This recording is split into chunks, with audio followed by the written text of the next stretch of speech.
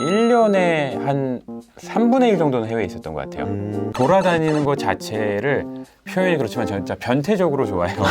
제 또래의 이 아저씨 같은 남자가 벌떡 일어나서 여기서 이렇게 찍고 막 이렇게 찍고 막 진짜 이렇게 찍고 하면 이제 주변 시선이 느껴지죠. 보자마자 느꼈던 어떤 감정이라든지 이런 묘사들을 스마트폰에 이렇게 쓰는 거예요? 다 그냥 재빨리 기록을 하고요.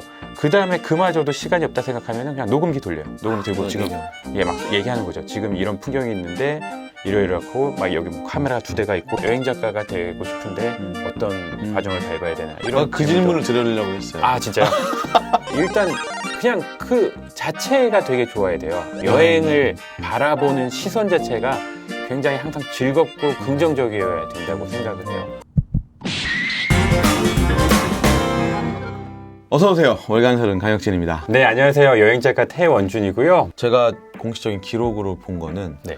99개국까지 다녀오셨다는 걸 봤어요. 네. 그게 아마 가장 최근에 나온 책에서 본 것 같은데 네네. 지금 업데이트가 됐나요? 다녀오신 국가가? 아니요, 이제 갔었던 데를 계속 갔었고 솔직히 말씀드리자면 제가 올해 1월에도 유럽을 갔었어요. 유럽 여행을 하고 코로나 터지기 전에? 예, 그러니까 직전에 이제 좀 이런저런 축제도 취재하고 또 책을 쓸 그런 생각이 있어서 거기서 기념비적으로 딱 100번째 국가를 맞이하러 간 거였어요. 아, 거기 여기서. 그 나라가 어디였어요? 이거는 비밀로 하겠습니다.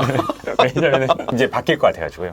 예. 그래서 유럽의 어느 국가를 제가 아직 못 가본 국가가 있어가지고 거기서 딱 100번째를 하면서 자축을 해야지 이런 생각이 있었거든요. 근데 뭐 아시다시피 이제 코로나19가 발발을 하면서 다시 못 급하게도 갔죠. 돌아오셨죠. 예. 그래서 일단은 99개국에 아직도 묶여 있고 당분간 아마도 내년 뭐 하반기가 돼야지 운이 좋으면 그것도 그때 돼서야 100번째를 찍지 않을까 해가지고 지금도 저는 개인적으로 약간 좀 찝찝한 그런 기분이 있어요. 거기를 바로 목전에 두고 돌아와서 그리고 또 이렇게 소개할 때도 뭔가 99개국을 다녀오면은 뭔가 이렇게 막 일부러 그런 거 같잖아요. 우리가 뭐 이렇게 방송이나 뭐 이렇게 뭐 상품에서도 9,900원 하면 뭔가 10,000원도 안 되는 가격 하면서 하잖아요.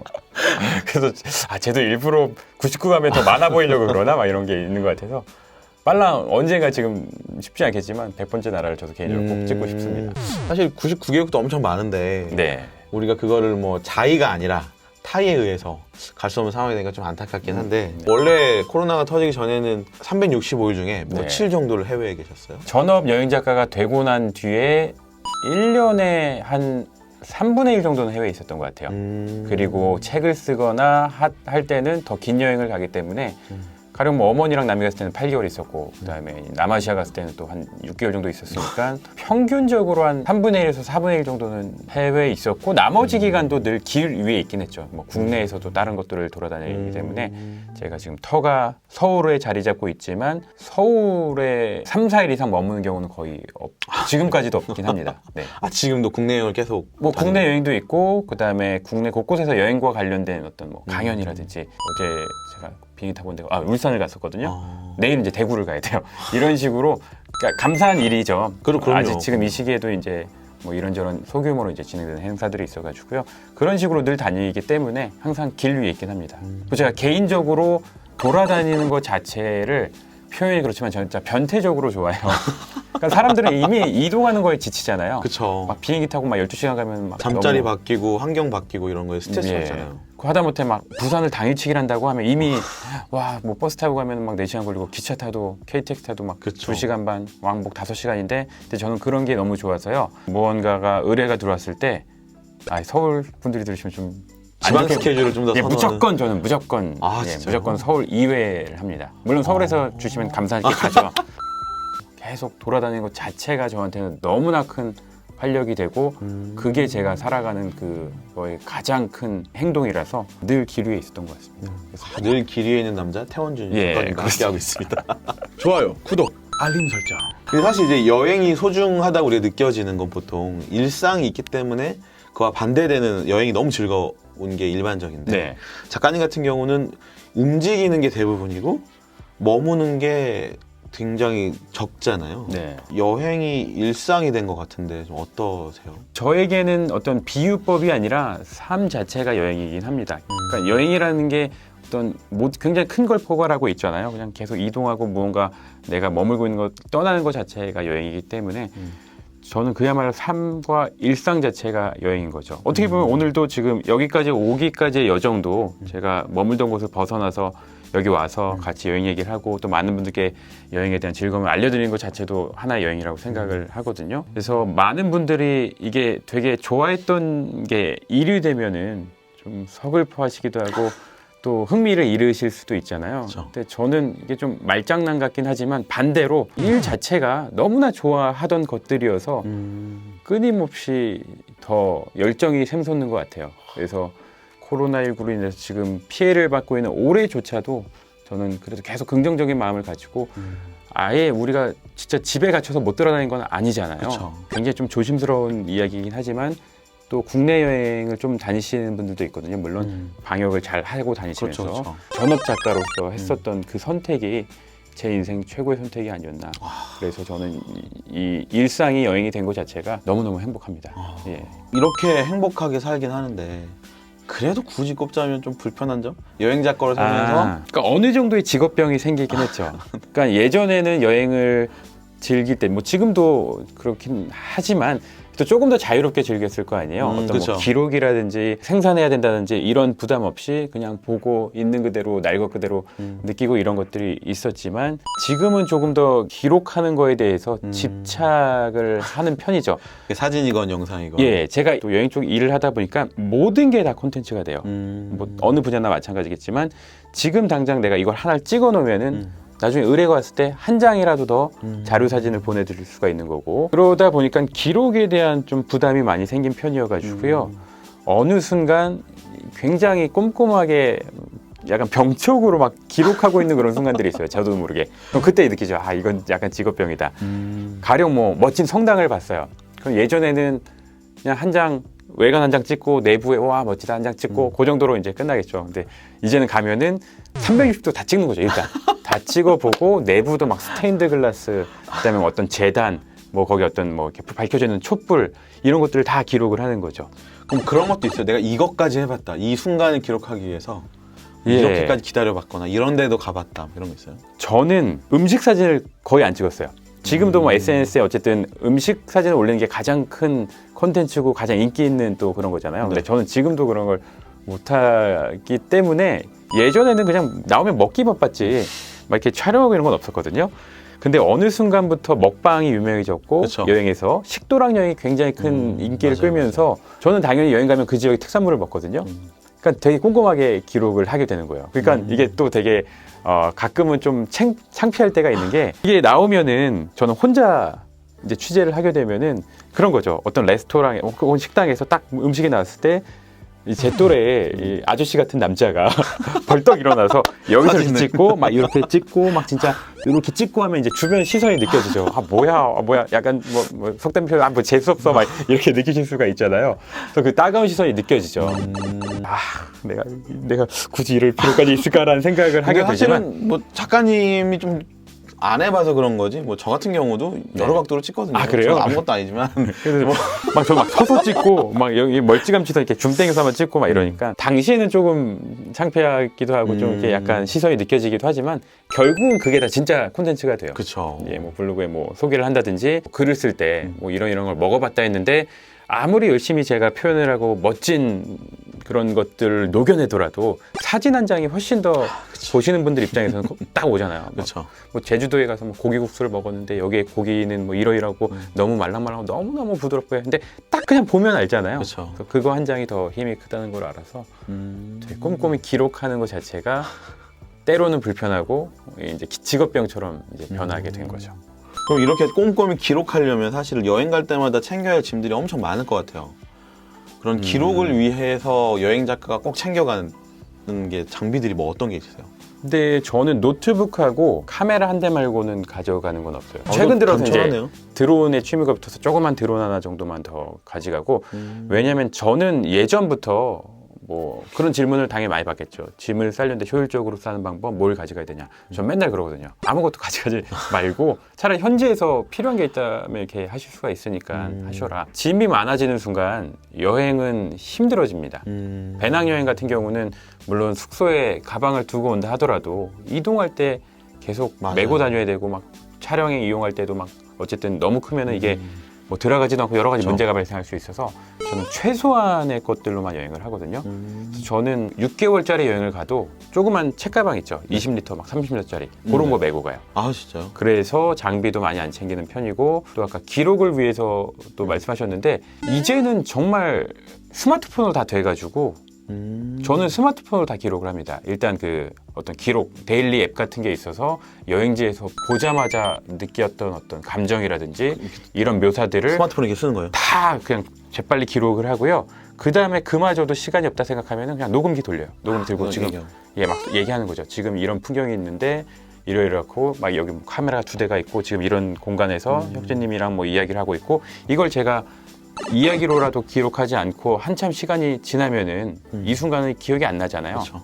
그래서 일단 무조건 요걸 마이크를 켜놓고 그런 식으로도 하고 요새는 스마트폰으로 다 그렇죠. 되기 때문에 진짜 다 되잖아요. 막 촬영도 되고 예전엔 막 글로 기록을 많이 했었죠. 막 노트 펴놓고 막 이랬는데 이제 이게 편해지다 보니까 사실 이제 저도 되게 뭔가 뭐 여러 가지 장비들을 챙기실 거라 생각했는데 네. 어떻게 보면 그게 또 강박이고 큰 오해일 수도 있겠네요. 그쵸. 근데 저한테도 또 강박이 있는 게 저는 무조건 작아야 된다는 강박이 있어요.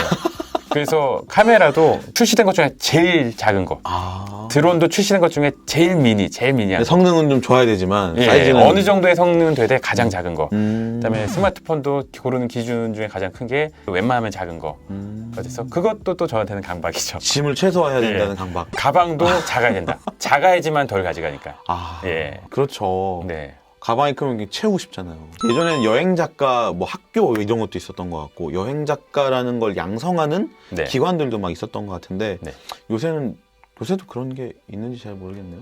작년까지만 하더라도 되게 활발히 진행됐던 게 어느 순간부터는 여행 작가라는 직업도 많은 분들이 좀 꿈꾸시는 직업 중에 하나가 되어가지고요. 실제로 여행 작가 클래스라는 게 있습니다. 그래서 뭐 신문사에서 많이 하고요. 또 이런저런 단체들에서 몇 주간에 걸쳐서 해요. 뭐 많게는 12주 동안 뭐 강사분들이 오셔서 하기도 하고 또 저 같은 여행 작가들이 특강으로서 뭐 3주 차에 한 번, 뭐 6주 차에 한 번 이런 식으로 들어가서 하는 그런 수업들이 있어가지고 저도 많이 참여를 했던 경험이 있고요. 실제 뭐 강사로도 많이 참여를 했었고 그다음에 가장 또 많이 받는 질문 중에 하나가 여행 작가가 되고 싶은데 어떤 과정을 밟아야 되나 이런 그 질문을 드리려고 했어요. 아 진짜요? 그래서 말씀해 주신 것처럼 네. 짐을 간소하게 하고 수시로 기록을 하고 뭐 이런 팁들이 말씀을 해주셨는데 네. 하나 더 이제 여행 작가를 꿈꾸시는 분들에게 해줄 만한 이야기가 있을지. 아 참 많은 것도 있는데 근데 저도 이런 질문을 했을 때 되게 조심스러운 게 저는 우연히 됐잖아요. 어머니랑 여행을 통해서. 또 어머니 덕이잖아요. 제가 혼자 여행을 했으면 책을 못 냈을 거예요. 30세 남자가 그냥 300일 동안 세계 여행. 너무 흔하긴 하잖아요. 그러니까 많지는 않지만 그래도 또 그쵸. 이제 많은 사람들이 유니크하진 않죠. 예. 유일하진 않으니까. 그래서 저도 이렇게 슬그머니 된 경험이라서 그 과정을 말씀드리기는 힘들겠죠. 그러니까 저도 막 노력을 안 한 건 아니지만 그럼요. 여행 작가가 되기 위해서 막 이런 것들을 저치고 해서 딱 쟁취한 건 아니어서 조심스러운 부분들은 있어요. 예. 하지만 여행 작가가 되려면은 저는 일단 그냥 그 자체가 되게 좋아야 돼요. 여행을 바라보는 시선 자체가 굉장히 항상 즐겁고 긍정적이어야 된다고 생각을 해요. 이게 일이 됐을 때 이것도 취재하러 뭐 좀 피곤한데 가야 되네. 주말에 또 이런 의뢰가 있어서 가야 되네. 뭐 이렇게 기고 하는데 여기는 내가 잘 쓸 자신이 없고 안 가봐서 또 가봐야 되네. 이런 생각을 하시다 보면은 점점 더 어두워질 수밖에 없거든요. 그래서 저는 가장 중요한 게 모든 일이 그렇듯이 좀 원론적인 대답이긴 한데 기록 꼼꼼히 하시고 이런 것들도 있지만 실제 나중에 정말 여행 작가가 되시고 여행업에 종사하시게 되셨을 때 이 여행을 정말 긍정적으로 진짜 열정적으로 바라볼 수 있는 시선을 꾸준하게 가지고 가시는 게 가장 좋은 것 같습니다. 여행업에 종사하시는 분들, 여행사에 근무하시는 분들을 종종 만났을 때 그거에 대해서 여행에 대해서 소위 진절머리가 난다 이게 말씀하시는 분들도 되게 많았거든요. 이게 일이 되니까 원래는 좋아했었는데 남들의 여행을 이제 플래닝해줘야 되고 이런 과정들도 너무 매너리즘에 빠지고 너무 좀 싫다 이렇게 말씀하시는 분들도 있어서 이해는 되긴 했지만 그런 생각이 계속 이어지다 보면은 좀 힘들어질 수밖에 없잖아요. 그렇죠. 그래서 여행 작가를 꿈꾸시는 분들도 일단 이게 정말 그래도 최소 어느 정도 그러니까 기회가 되면 정말 평생 직장이 돼야 될 수가 있잖아요. 이걸 정말 멀리 길게 끌고 갔을 때 내가 과연 끊임없이 지금처럼 여행에 대한 열정이 식지 않을까, 그런 것들을 한번 생각해 보시는 게 가장 좋지 않을까. 저도 전업을 할 때 가장 염두에 뒀던 게, 이게 계속 일이 되면은 나는 여행을 이야기하는 사람이 되어야 되고, 여행에 대해 글을 쓰는 사람이 되어야 되고, 의뢰 갔을 때 취재를 가야 되는 상황이 될 텐데, 그때도 내가 과연 재미있게 여행을 할 수가 있을까, 지금처럼. 그때 고민을 했을 때 그럴 것 같다였어요. 실제로 지금 그렇고 그런 게 있어서 감히 말씀드리건데, 여행이라는 걸 계속 긍정적인 시선으로 실망하지 않고 바라볼 수 있는 그런 꾸준한 마음이 제일 중요한 것 같아요. 이제 여행은 굉장히 잘 즐기는 방법들을 많이 말씀해 주셨는데, 여행 작가로서 태원준이라는 작가가 생각하는 글을 쓸 때 염두에 두는 것, 글을 잘 쓰는 방법, 이런 게 있을까요? 글을 쓸 때의 방법이라기보다 저는 글을 얻기까지의 그 과정이라고 할 수가 있는데, 저는 무조건 현장에서 기록을 합니다. 그러니까 그것도 어쨌든 글을 쓰는 과정이잖아요. 일단 앞에 펼쳐져 있는 이 풍경에 대한 그 감정은요, 그때를 벗어나면 그냥 눈 녹듯이 사라져버리기 때문에 그때 무조건 기록을 합니다. 그러면 나중에 그걸 봤을 때 훨씬 더 옮기기가 수월하고, 그때의 감정이 조금이나마 되살아나거든요. 그러니까 우리가 막 말도 안 되는 풍경, 와 대박이다, 막 심지어 욕도 나올 때가 있잖아. 그렇죠. 와 막 별의별 얘기 다 하는데, 한국에 와서 그때의 감정을 기록하려고 하면은 당연히 조금 어느 정도의 소위 MSG가 쳐져야 될 수밖에 없어요. 그럴 수밖에 없잖아요. 그러니까 이미 내가 막 흥분을 하는 거죠. 그때 이랬으니까 이래봐야지 하면서 어느 정도의 뻔한 표현이 등장하긴 합니다. 와 막 정말 그림 같은 풍경, 엽서와도 같은 이런 광경, 되게 이제 뻔한 표현이잖아요. 예전에는 그냥 보고 들은 것들을 기록하는 걸로 어느 정도 이제 여행 기획문들이 그런 식의 방식이었다면은, 이제는 굉장히 좀 세부적으로 묘사를 하고 그때의 감정을 조금 더 효율적으로 전달해 주셔야지 더 많이 봐주시는 편이거든요. 녹음을 일단 합니다. 지금 그냥 켜놓고 얘기를 하는 거예요. 지금 이런데 여기가 지금 여기서 내가 이런 것까지는 알았지만 그 너머 이런 것들이 있구나. 와 여기 지금 사람 한 명이 앞에서 진짜 막 쓰러졌어요. 너무 멋져가지고 막 이 애도 지금 막 난리가 난 거예요. 그래서 그런 것들 다 지금 여기 사람도 나만 이런 게 아닌가 보다. 지금 이 사람도 지금 난리가 났다. 해서 그 자리에서 그 감정 그대로 그 환희가 담겨 있는 그 기록이 담겨져서 나중에 그거를 이제 재생산하면은, 그때는 훨씬 더 훌륭한, 좀 제가 느끼기에는 제 실력보다는 조금 더 높은 결과물이 나올 때가 있거든요. 감정이 그대로, 그때 감상과 감정이 그대로 전달될 수 있는 예. 글쓰기가 될 수 있겠네요. 너무 정확히 이제 정리해 주셨는데, 좋아요, 구독, 알림 설정. 작업실에서 이제 글 쓸 때도 조금 더 다양한 표현을 하려고 노력을 합니다. 그래서 제가, 이거는 정말 꿀팁일 수 있는데, 하나의 표현을 하거나 하나의 어떤 형용사를 쓸 때도 검색을 해봅니다. 검색을 해서 그거와 관련된 단어 혹은 유의어라고 하죠. 이런 것들 중에서 선택을 할 때가 있어요. 가령 뭐 놀라운 뭐가 있었다. 그래서 놀라운도 물론 하나의 그게 수식어가 될 수 있지만, 놀라운을 검색을 했을 때 정말 어마어마하게 다양한 표현들이 등장을 하거든요. 거기서 하나를 대신 취사 선택하는 것도 예, 저는 또 훌륭한 글이 탄생하는 하나의 방법 중에 하나라고 생각합니다. 어떻게 보면 꼼수라고 말씀하실 수도 있겠지만, 아니요, 전혀 예, 아닙니다. 그래서 그런 방법들도 많이 쓰는 편이에요. 그래서 안 그래도 오늘 제가 본 게 대통령의 글쓰기라는 책을 쓰신 강원국 네, 작가님의 네. 강연을 후기를 쓴 걸 오늘 제가 다른 분께 쓴 걸 봤는데, 그분도 똑같은 말씀을 하시더라고요. 그런 유의어를 아 그래요? 확인해서 나만 그런 게 아니구나. 네. 그렇게 쓰는 게 좋다. 네. 그래서 점점 더 정확한 단어를 네. 써야 이렇게 사람들이 감정이 느낄 수 있다. 뭐 그런 말씀을 하시더라고요. 예. 그리고 또 검색하다 보면은 더 많은 걸 알게 되는 게, 이 표현이 너무나 흔한 표현인데 이런 표현도 있었구나.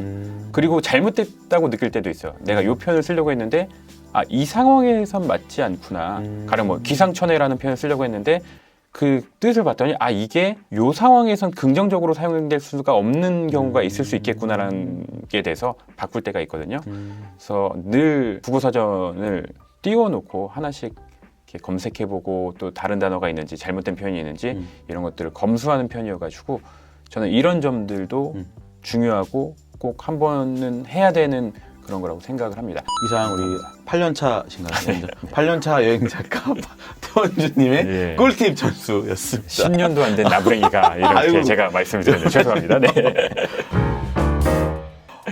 이번 시간에는 여행 작가로서 살아가는 이야기들, 그 여행 작가로서 여러 가지 팁들을 이야기 나눠봤고요.